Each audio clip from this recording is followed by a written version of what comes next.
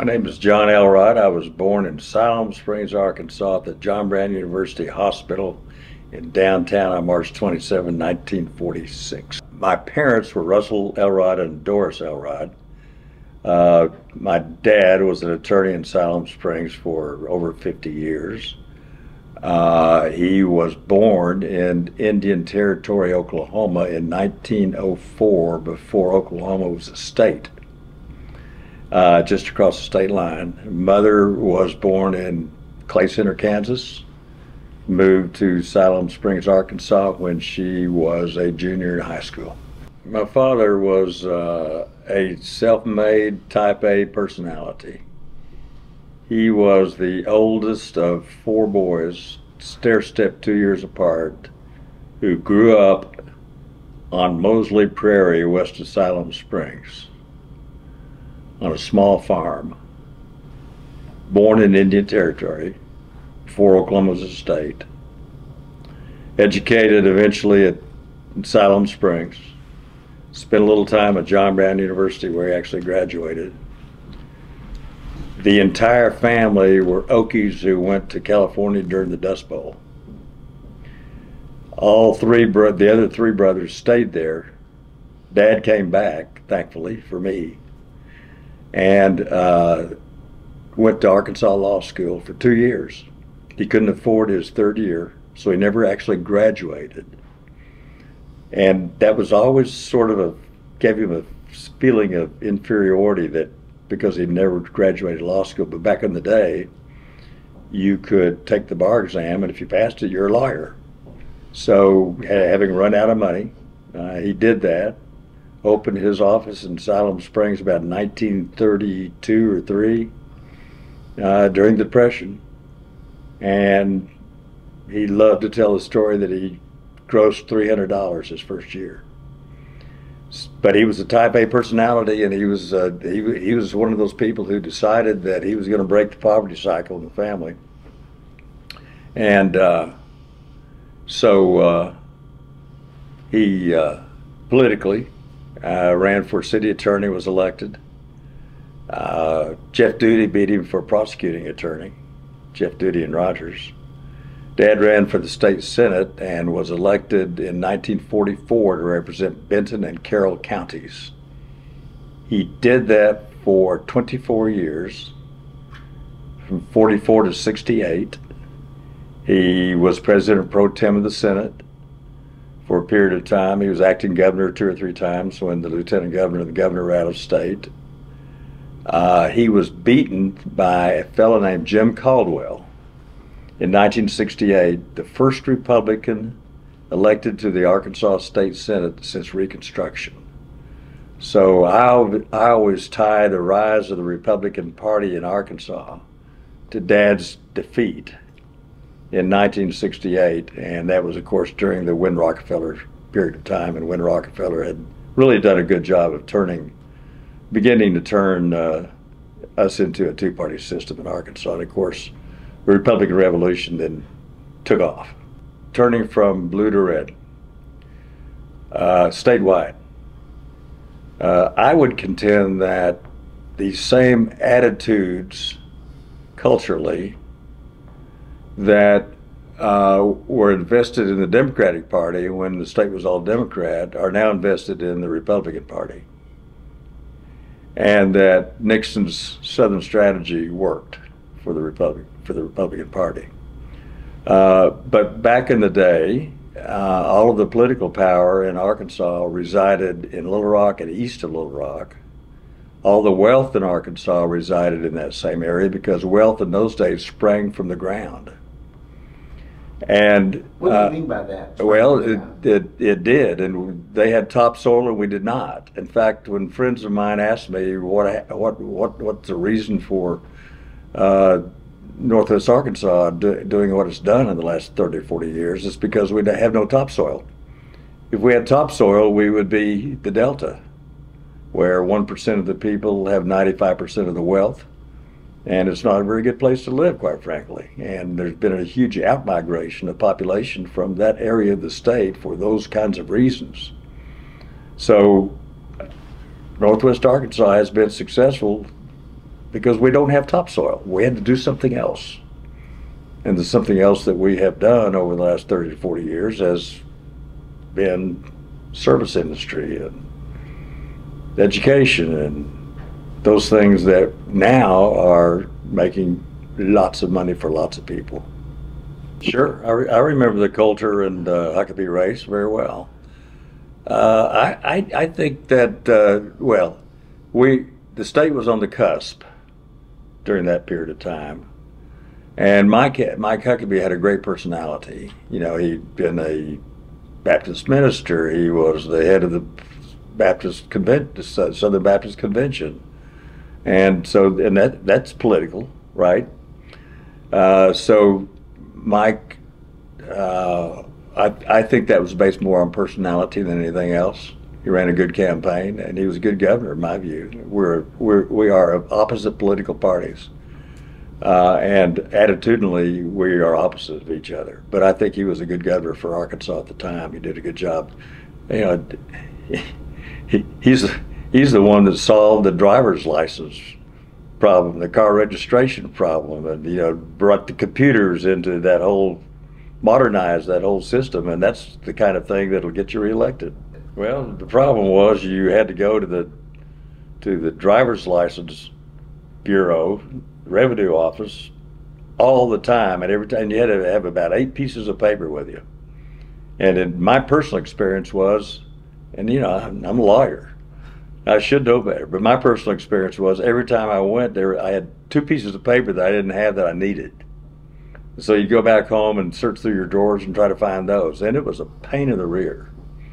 And so the computerization of that whole system was done during the Huckabee administration, and you would think that kind of thing would be small potatoes, but it's not to any of us, because the revenue office is like descending into the third ring.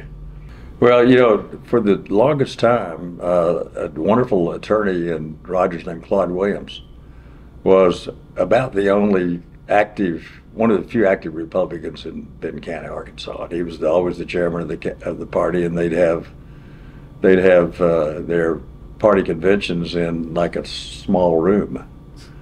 But that all started changing. For whatever reason, the demographics changed. As I told you, my dad was beat in 1968 for the Senate by a fellow named Jim Caldwell, the first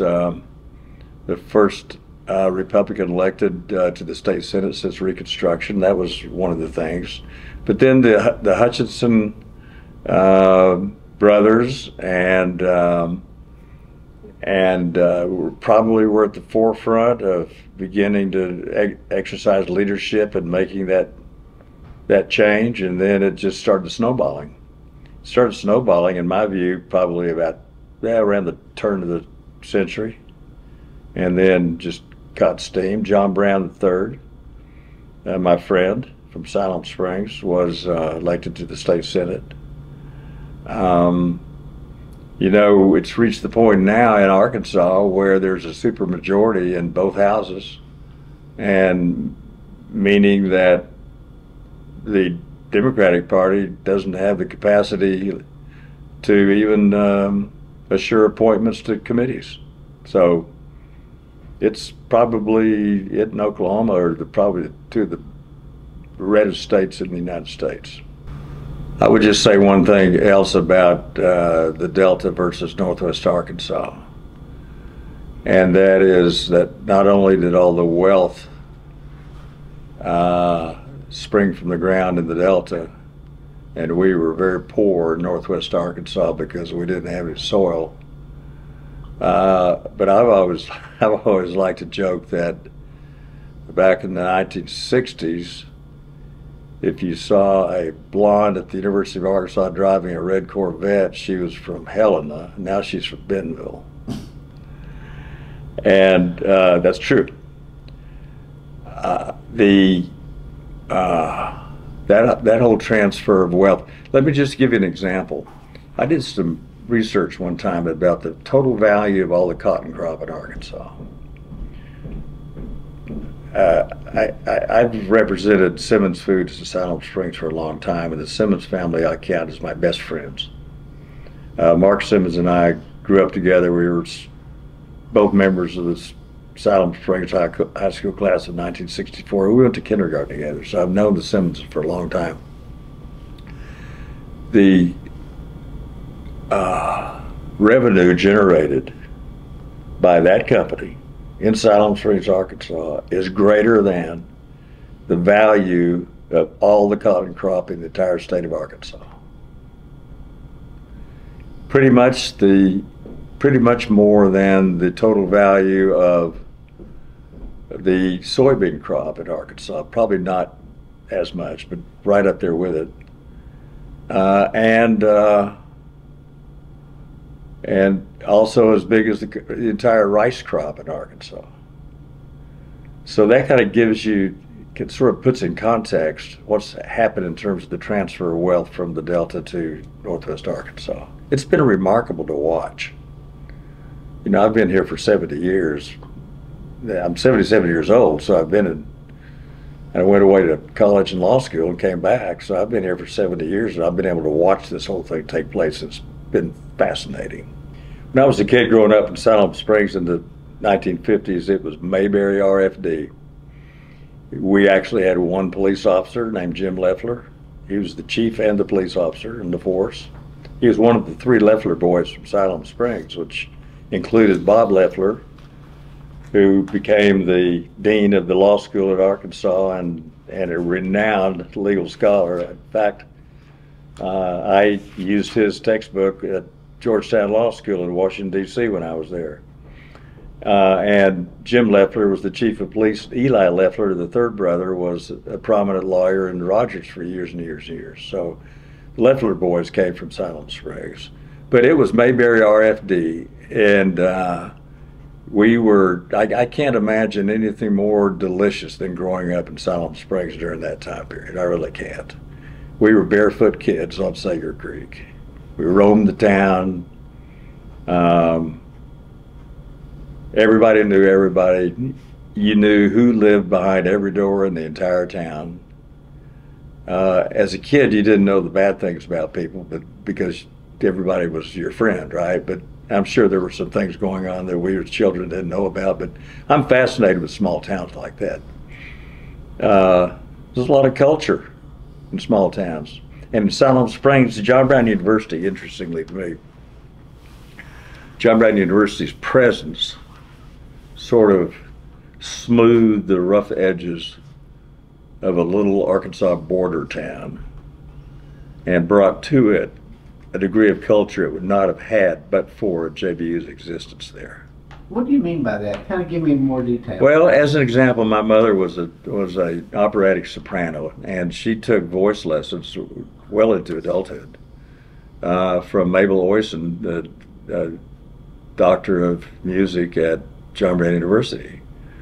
And they had people called professors, and people who were smart, and people who understood culture and history.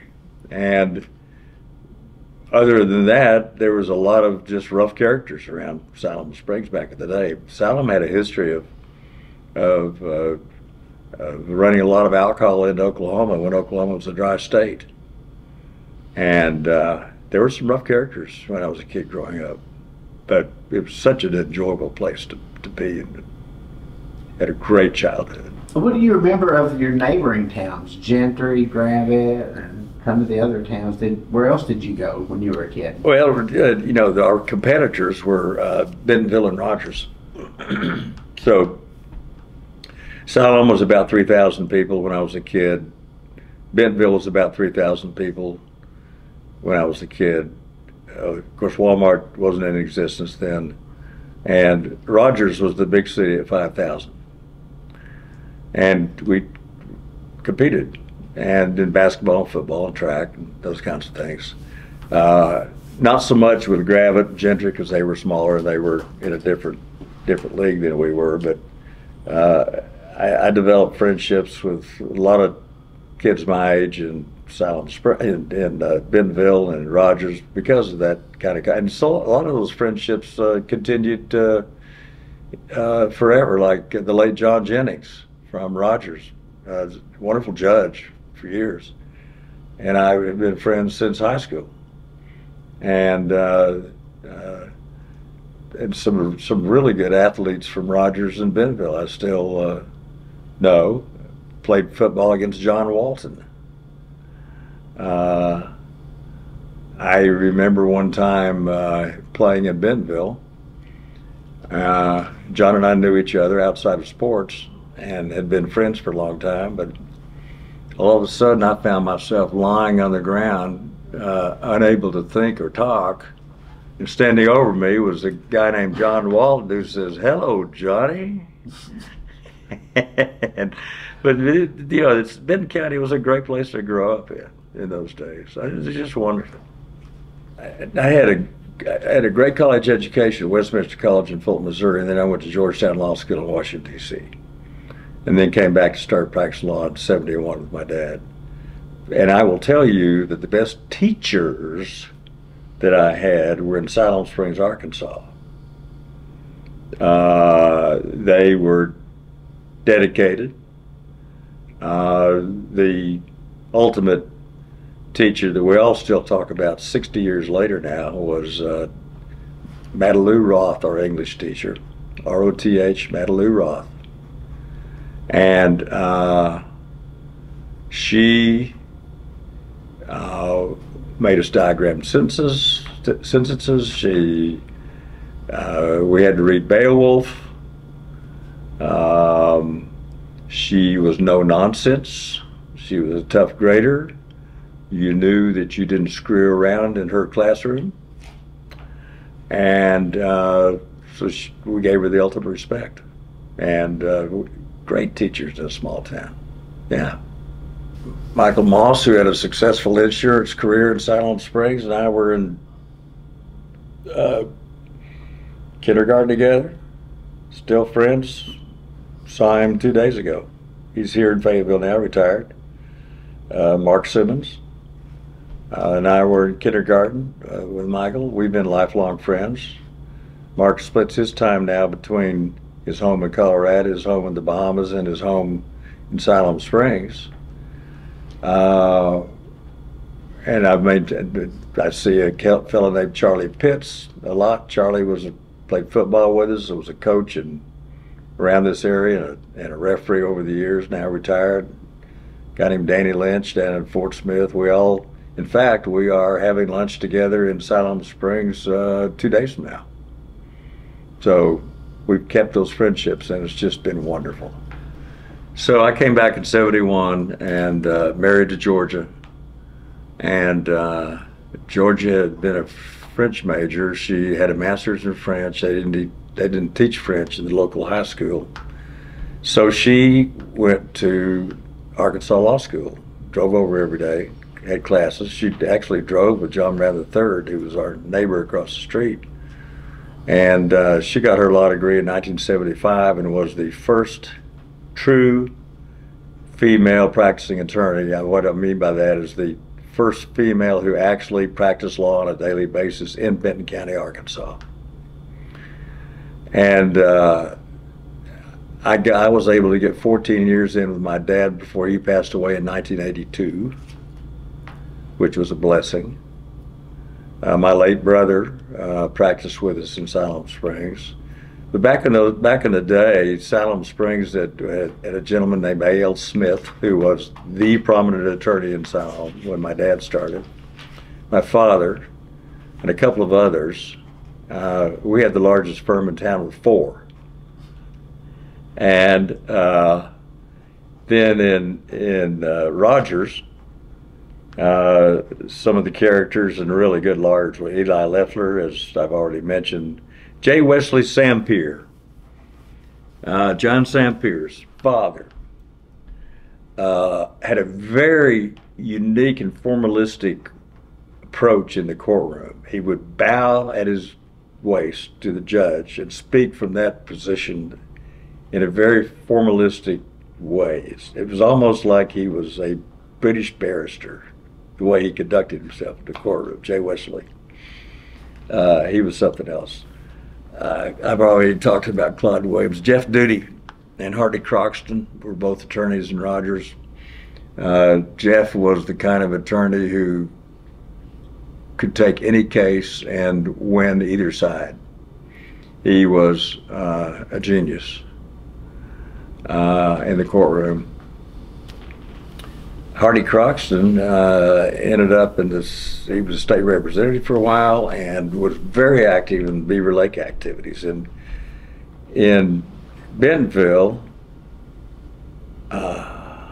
Bill Enfield and Clayton Little practiced together.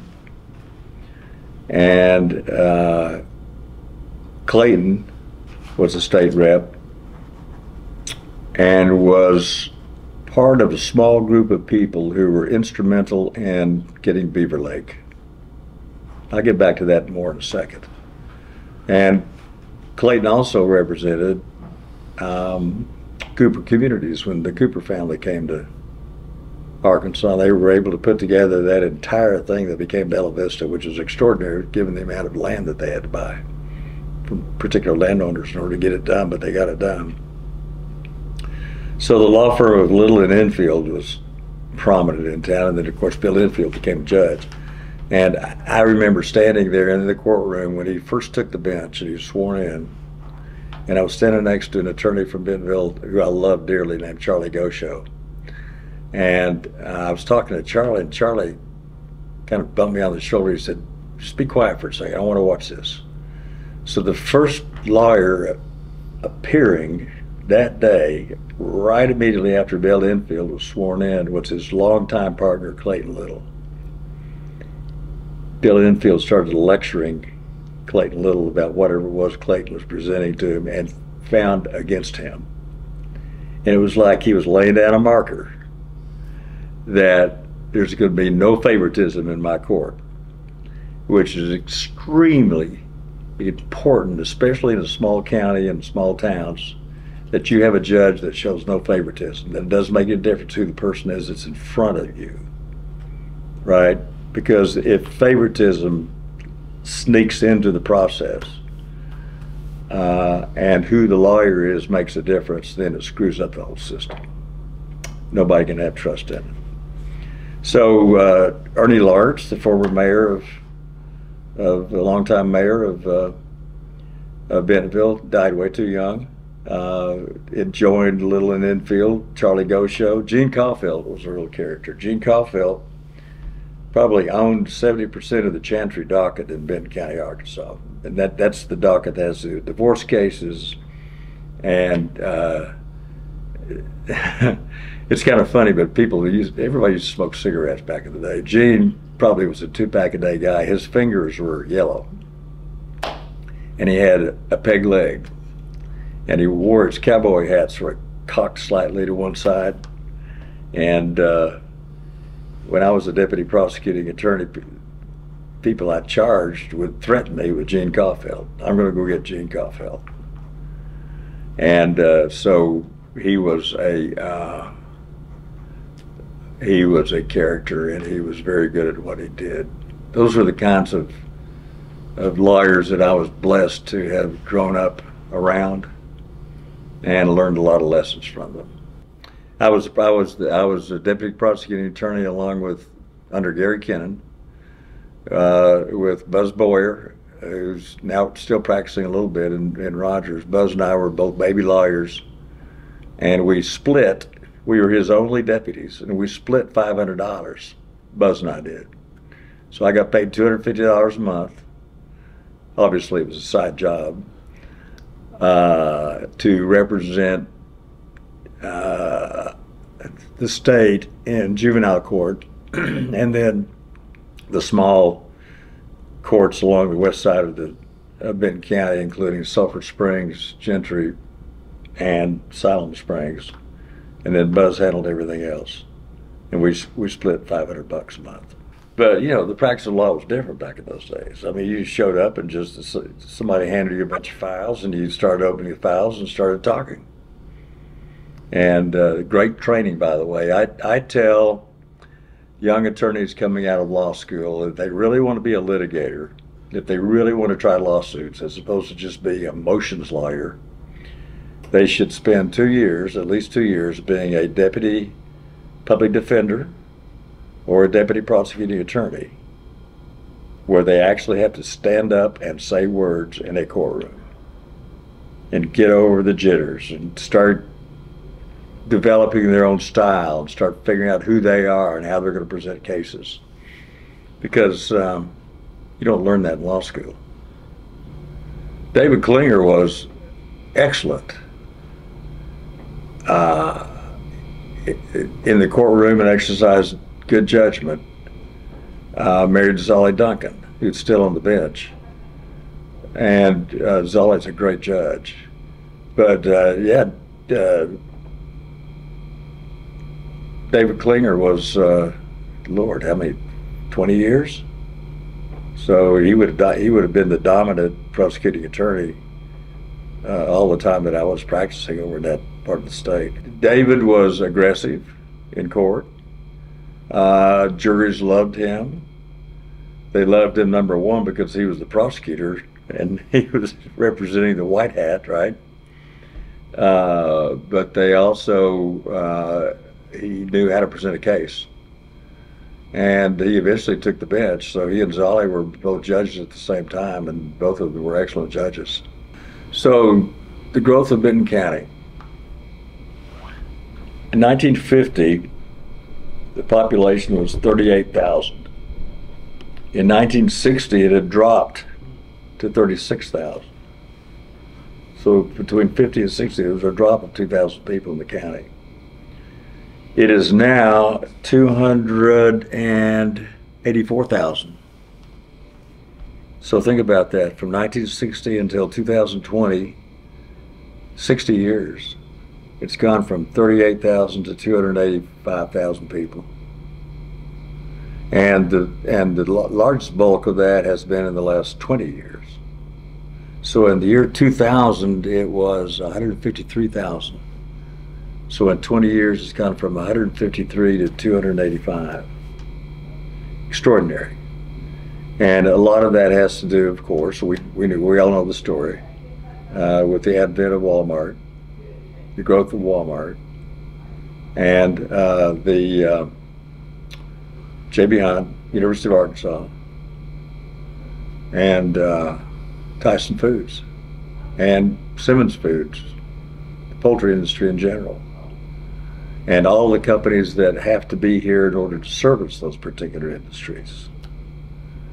Like one of the decisions that Sam made that has helped us so much was, number one, staying in Bentonville, and number two, requiring that his major suppliers be here also. Like last time I looked, Procter & Gamble's got over 300 employees, Northwest Arkansas, just to supply and deal with and sell products to Walmart. So that's extraordinary. And I'll talk about the Northwest Arkansas Regional Council in a second. But from the standpoint of someone who's lived here 70 years, Walmart has provided the quality of life for people like me, the natives, that would not have been here but for it. Think about this for a second. If you're going to be the Fortune 1 company and maintain that status, you've got to have the best talent in the world. If you're going to get a person from age 25 to age 40 to come with their family to Northwest Arkansas from Mumbai, from San Francisco, from New York, Chicago, you're going to have amenities. You've got to have amenities. That means good education, good schools. It also means good restaurants. It means sports activities. It means the Walton Arts Center. And I'm the beneficiary of all that stuff because I can now go get good food wherever I want to. I can go to wonderful off-Broadway shows. You know, the Walton Arts Center is like AAA baseball. They get really good stuff. The AMP, all those things would not have been available to me as a native but for what Walmart has to do. Let's talk about the Northwest Arkansas Council. It was based on an organization in Little Rock of doing similar things, which we called the Good Suit Club. And so Sam and some friends, Don Tyson and others, Mark Simmons, got together and decided that the business community in Northwest Arkansas needed to step up to the plate and become better organized. And that was the germ that ended up being the Northwest Arkansas Council. And they hired Uvalde Lindsay, who is one of the heroes of Northwest Arkansas, truly is. Great friend, talented man. And its first focus was the airport and Highway 4, what's now 412, between Springdale and Siloam Springs, a state line. So back in those days, we didn't have an airport that could service what's now become Northwest Arkansas. We had great trucking companies, but we had no freaking highways. How strange is that? Highway 33 to Tulsa was the biggest killer in the state of Tulsa and the state of Oklahoma. Highway 71 to Fort Smith was the highest killer in the state of Arkansas. They were dangerous roads, and you couldn't get trucks in and out, and we had to have infrastructure. So the great infrastructure needs that have been created in Northwest Arkansas have been dealt with. Beaver Lake, number one. We wouldn't have the water supply we have now but for Beaver Lake. Then that was Clayton Little and Bill Enfield and those guys back in the 50s, 60s. An airport to get in and out of, that's now been accomplished. And a decent highway system. So we now have 4-lane all the way to Kansas City, right? And Fort Smith. And we have 4-lane all the way to the West Coast. Thanks to Oklahoma's turnpike system. So those things have been accomplished. They've been accomplished because they didn't just happen by themselves. They've been accomplished because there are enthusiastic, forward-thinking people in Northwest Arkansas that got it done. And the Northwest Arkansas Council was right at the forefront of the highway system and the airport. The airport would not have been accomplished but for the leadership of the Northwest Arkansas Council, Sam Walton and others, Don Tyson. And I was privileged to be their attorney for 30 years and formed the authority in about 1989, before Sam passed away. We got the authority up and running. And of course, it's 5 cities and 2 counties, right? So there's 7 governmental entities that came together to create it. We had an election. There was a lot of criticism at the beginning. You know, it's called the Field of Dreams, right? And so we had a referendum in the 2 counties that passed with great margins. My friends in Fayetteville were complaining about taking the airport away from them. And God bless Drake Field. It gave us great service for a long time, but Drake Field is surrounded by mountains. And it's hemmed in, and it's on the southern end of the population growth of Northwest Arkansas. And one of the things we made sure was going to happen was that wherever it ended up being located, it needed to be in the population center. So now, you know, I live in Fayetteville. It's 30 minutes to the airport, and I'm about as far away as you can be from the airport and still be in Northwest Arkansas. It just takes me 30 minutes to get there thanks to the highways. And now we have become one of the top 100 airports in the United States. It's been highly successful. The ticket prices are too high, but that's because it's largely a business airport. It's been great for the area. Uvalde Lindsay was the head of getting that done. Alice was instrumentally involved in getting it done, Alice Walton. I remember when the rubber was about to meet the road and it either was going to happen or not happen, standing in the basement of a building in Fayetteville, Arkansas, with 2 or 3 folks, Uvalde being one of them, Scott Van Lanningham being one, myself, and a fellow who worked for Alice's investment firm who was going to market the bonds. Remember, we had no contracts with any airport, with any airline. We had no revenue. We had nothing but hope and strong leadership, and trying to sell bonds of investment grade under those circumstances was either going to happen or not happen. And it was about not to happen that night. Our bond people in New York were saying, yeah, we're having difficulty, it's not going to happen. Alice stepped up to the plate, bought them herself. And that's the reason the airport exists today, is because she did that. So the Northwest Arkansas Council was very careful to exercise diplomacy regarding the chambers of commerce of the cities. And it explained that it's not there to supplant what they are doing, it's there to help support what they are doing, right? And back in the 60s, 70s, on into the 80s, the concept of regionalism was like communism. I mean, how silly does it sound today? But that was the attitude of a lot of people that, by golly, I represent Bentonville. I represent Siloam. I represent Rogers. What's this whole thing? What's this regional stuff? We compete against each other for business, for out-of-town factories coming in, you know.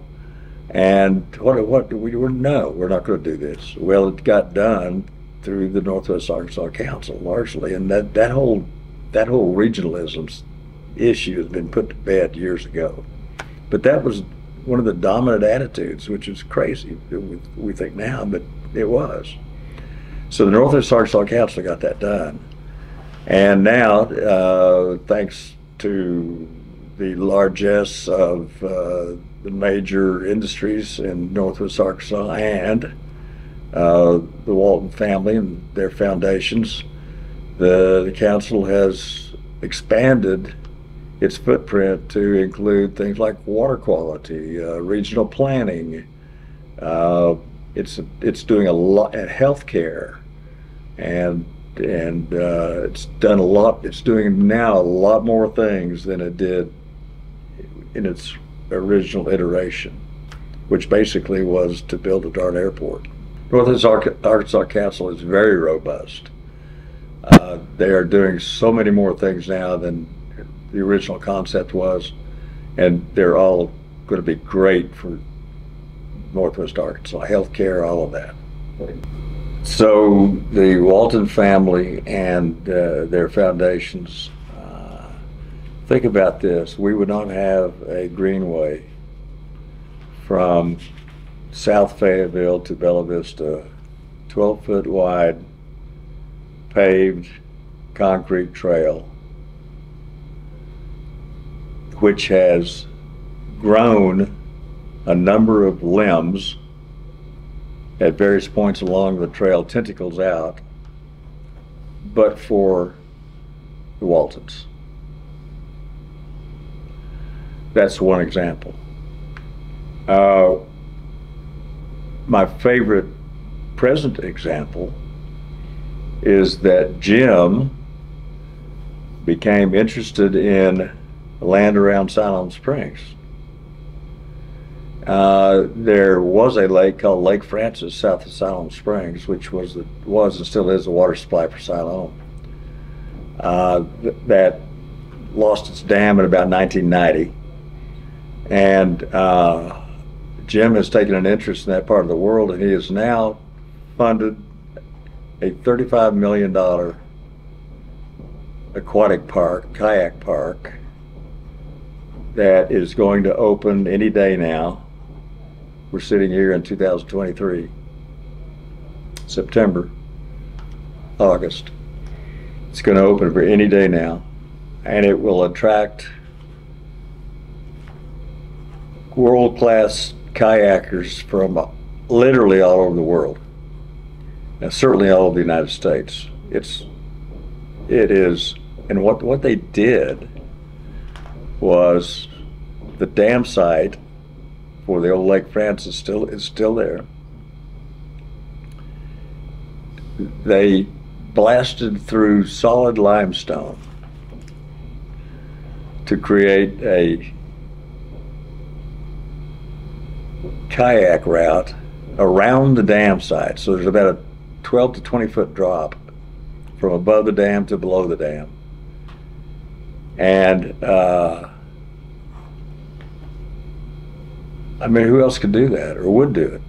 I mean, that's extraordinary. Thank you, Jim. Yeah. And I was involved in it, peripherally, did a little bit of legal work. And Mike Brown, who used to be the editor of the Siloam paper, and that still works for the Waltons. It was his project. It was his job to get that done, and he's done a marvelous job of getting it done. And so they have now bought what used to be Forest Park, 800 acres of forest land south of Siloam Springs, adjacent to what Lake Francis used to be, which was the Bella Vista of the 1920s until the founder of it went broke because of oil bust. And they're also buying up land on the other side of what we call Arkansas 59. And there will eventually be bike trails all the way from the President Kayak site to the Siloam Springs Water Park on the Illinois River, 4 or 5 miles distant as the crow flies. My daughter and I actually went to Siloam Sunday. Saturday it was, 2 days ago, and rode the trail on our bikes from Siloam Springs down to the new kayak park and back. It's a standard paved, 12-foot paved trail all the way through the woods, 3.5 miles, and thoroughly enjoyed it. So those kinds of things that the Walton family have done are just, they wouldn't exist but for them. They didn't have to do it. That money is so responsible. It's responsible money. And it's quiet money too, when you think about it. It really is. Yes, they did. They funded that, what's now the Siloam Springs Kayak Park. Quietly, just did it. And that happens to be, and this is getting into the weeds on the Illinois River, but that happens to be the single greatest drop in the entire river is at Fisher Ford. So it lent itself to being, redone a little bit artificially, but didn't have to take a whole lot of work to get to the spot it's at now. The lawsuit. I will tell you this, that what I say about the river and the lawsuit is going to be subjective. It's not going to be objective, because I've been involved in that litigation for 20 years, representing some members of the poultry industry. The whole thing is kind of, it's very interesting, because as the river flows from down around Hogeye northward and to the Tawny Town, or west of Tawny Town, and then east towards Siloam Springs, and south again, and then to the state line at Highway 59, it never had much respect by Arkansans, because we had the buffalo, and we got the Ozarks, we got all that. But think about Oklahoma. If you get on an airplane in Tulsa and fly to the West Coast, you're looking down on brown dirt the entire distance, either that or the Rocky Mountains, all the way to Los Angeles. So what they call green country is about all they got in terms of but we've got the Ozarks. That's it. So when the Illinois River crosses that state line, it has a lot more, gets given a lot more respect, if you will, than it is on the Arkansas side. It has been historically. That's no longer the case because it's all they got. And so it becomes a state scenic river at that point.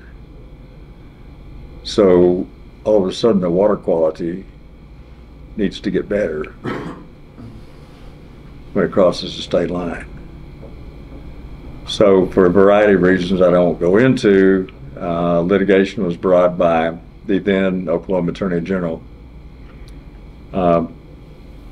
His father had been a congressman, and he grew up, or his father was from Muskogee and represented that area, and they had paid a lot of attention to the Illinois River.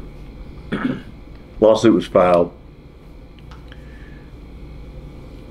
From my viewpoint, it didn't need to be filed. We were in the process of really sitting down at the table with each other, the two states, people interested in the quality of the river, but it was. And so we ended up litigating that over 54 trial days in federal court in Tulsa, Oklahoma, over 4 months. 54 trial days over 4 months. There's a lot of press. We gave closing arguments in February of 2010. I told the judge truthfully that I'd owned 3 pickup trucks since the case started. And so he did not render an opinion until this year, 2023. So we're now trying to figure out what's going to happen next. And I can't really get into all that because it's not ongoing litigation. Both states are now sit down and work with each other.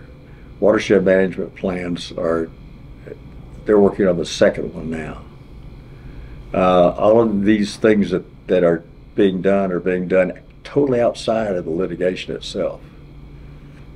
The water quality has improved remarkably during that period of time. There are now something called nutrient management plans that have to be created and adhered to before 1 pound of chicken litter can be put on the ground. Chicken litter is a wonderful fertilizer. It's rich in phosphorus and nitrogen and all those things that you see on a bag of commercial fertilizer that you got to have. In addition, it's got other things in it that really soil amendments and things of that nature occur. So it's a wonderful product for growing grass. There are 200,000 head of cattle in the Illinois River watershed. Oklahoma is the second largest cattle raising state in America. Arkansas is the 11th. So there's a lot of cattle in this part of the world. They got to have grass. And so if chicken litter is removed, commercial fertilizer is going to be brought in. They're not going to let the grass die. And it just so happens that the nutrients, the phosphorus, especially in commercial fertilizer, is a lot more water soluble than the phosphorus that's in chicken litter. So we'll see what's going to happen. But the poultry industry has been arm in arm with environmentalists, people who advocate for the environment over the last 10 years and before that, to resolve these kinds of issues. And I'm very proud of the industry and the way it's reacted. The cities of northwest Arkansas, it's an upside down watershed. All the population's at the top. That's us here. And so they're discharging from their sewage treatment facilities, into the Illinois River Basin. And they've done a marvelous job of, quote, cleaning up their act, end quote, over the last 20 years of putting fewer and fewer nutrients into the water. So we'll see how all that stuff shakes out over the next few years. But it's a issue that didn't have to happen and will be resolved one way or the other one day. Now, poultry industry in northwest Arkansas is Simmons is privately owned, and they're the second largest employer in the state of Arkansas. Tyson is what, 20 or 30,000 employees, and it's probably in the state of Arkansas, be my guess. And they're George's in Springdale, all of which, the three that I just named, are solid corporate citizens. They're supporters of the University of Arkansas, supporters of a lot of wonderful civic activities, and good people. So we're lucky to have them. And what I've always believed, and I still do believe, I believe it now more than ever, is that animal agriculture and the environment can live side by side with each other successfully. It just takes a little creativity and regulatory schemes, and good to go. We're shipping millions of, hundreds of thousands of tons of chicken litters being shipped out of this watershed every year, and used as fertilizer in the row crop areas of Kansas and nutrient areas areas of West Texas and West Oklahoma that need the nutrients, and that's only going to continue. We spent a lot of time setting up a company called BMPs because I felt like it was necessary that if you're going to export chicken litter, you got to have somebody whose job it is to get that done every day. That's what they do for a living. They go to work and do that. We hired a wonderful lady named Sherry Heron, a soil scientist who's put all that system together. We've got people now who can make a living trucking litter out of the watershed. The logistical problem is it can only be handled one time if it's going to be handled efficiently. So you've got to coordinate to clean out of a chicken house with the eventual site that it's going to be sold to and utilized in Kansas or in western Oklahoma. It's a logistical nightmare, but she's done a great job of getting that done. There's a name that it's sort of been lost to history, of one of the most interesting people I think that's ever come out of Benton County, Arkansas. His name is Clyde Ellis. Clyde Ellis was born on a farm near Garfield. Went to that little school building that's still standing in Garfield. As you drive by that stone building on the left if you're going towards Eureka. And he actually taught school there for a period of time. He went to the University of Arkansas. Now I'm talking about a guy that was probably born in 1920. I think I've got that about right. May have been before that. May have been around 1912. Clyde Ellis. He went to George Washington Law School for a period of time, came back and got his law degree at Arkansas. He became a state representative and then a state senator at a very young age. He got caught up in what they called the rural electrification revolution. Think about this. As late as 1935, there wasn't electricity on farms in Arkansas and most of the United States. And so the rural electrification movement set about because you could not, a for-profit electric company could not afford to run a line 5 miles to get to one farmhouse. Couldn't do it. And so the whole notion of electric co-ops came into existence. And there was legislation passed by the federal government that permitted co-ops to be co-ops. And Clyde Ellis, in late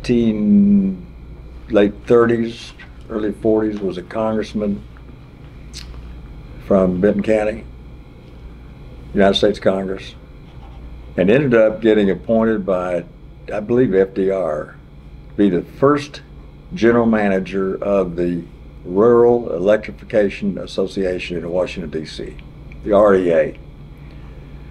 And it wasn't very long, and he held that position for over 20 years and retired as the general manager emeritus. And he, more than anybody else in the United States of America, is the one who got rural electrification accomplished. It's like the broadband movement now, where we are trying to get broadband into every small town in Arkansas. We're trying to get broadband in every home in Arkansas. And it's just like running an electric line 5 miles in order to get to one customer. The same problem exists with broadband. And so the modernization of rural America happened because of the rural electrification revolution, and Clyde Ellis from Garfield, Arkansas was the one that got that done. Siloam Springs now is a vibrant community. John Brown University has done nothing but get substantially better and bigger than it was during my youth. The quality of education that comes out of that school now is extraordinary. It's always ranked as one of the top 3 or 4 colleges in its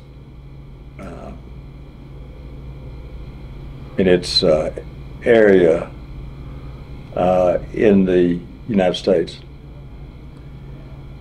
The town itself, you can make a good living there now.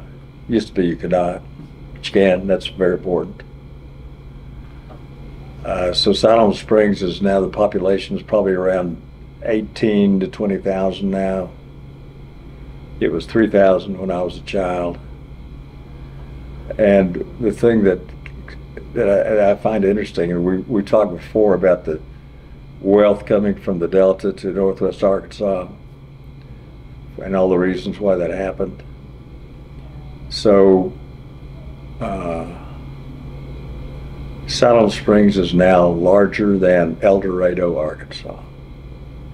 It's larger than Camden, Arkansas. It's larger than, because all those towns have lost population, and Siloam, along with all of Northwest Arkansas, has done nothing but gain population.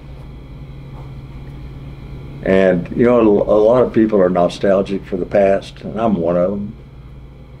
I loved growing up in Mayberry, but in this day and age, you can't have a modern society without population. I guess my favorite thing about Siloam Springs is that even though I live in Fayetteville, I enjoy going over there. All my old friends are still there. A lot of them. They're good bike trails. They're good places to eat now. The town has it went through a period in the 70s and 80s where a lot of the buildings were not looking very good. Those issues have been resolved. There's a Main Street project there that's just done wonderful things for downtown. We tried to create a Main Street project in 1980 something, and we had an election for a 1/4 penny sales tax downtown. We called everything for the town, and it was to support downtown because the buildings were really getting it.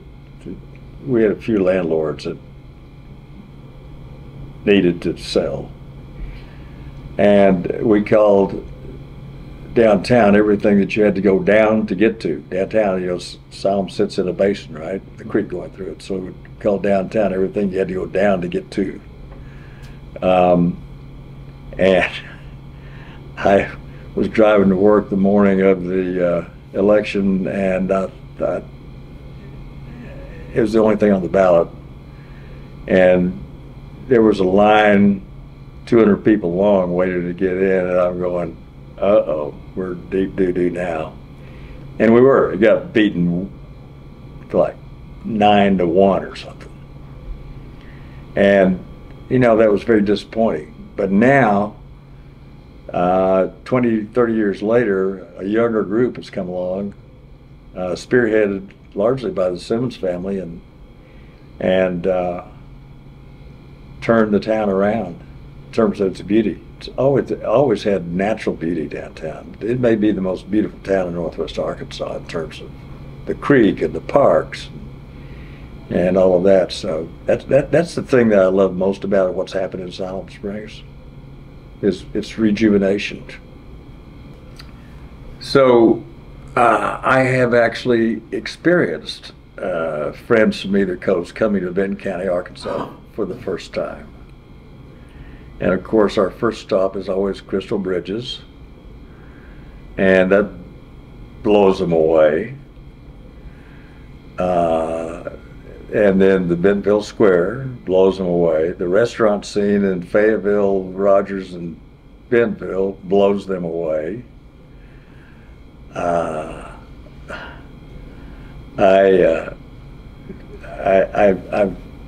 lot of my friends from Georgetown Law School are on either coast, right? And usually the big firms, and they say, "What do you do down there?" And I said, "Well, what I do is I go to work, I get off work, I have dinner, I watch a little television, and I work out, and then I do the same thing over again." "What do you do?" They always say, "Well, that's what we do." But now, Northwest Arkansas has reached the point where I can do those things in a much more wonderful, beautiful setting with great amenities, the same amenities they've got on both coasts. I mean, neither coast has anything that remotely close to Crystal Bridges. I suppose you could argue about the Museum of Art in Chicago and the Modern Art Museum in New York and the Getty in Los Angeles, but they're not any better than what Alice has put together in Bentonville, Arkansas. My favorite thing about Benton County is the amenities available to me at this stage of my life. Everything from the AMP to the Walton Arts Center to Crystal Bridges to great restaurants.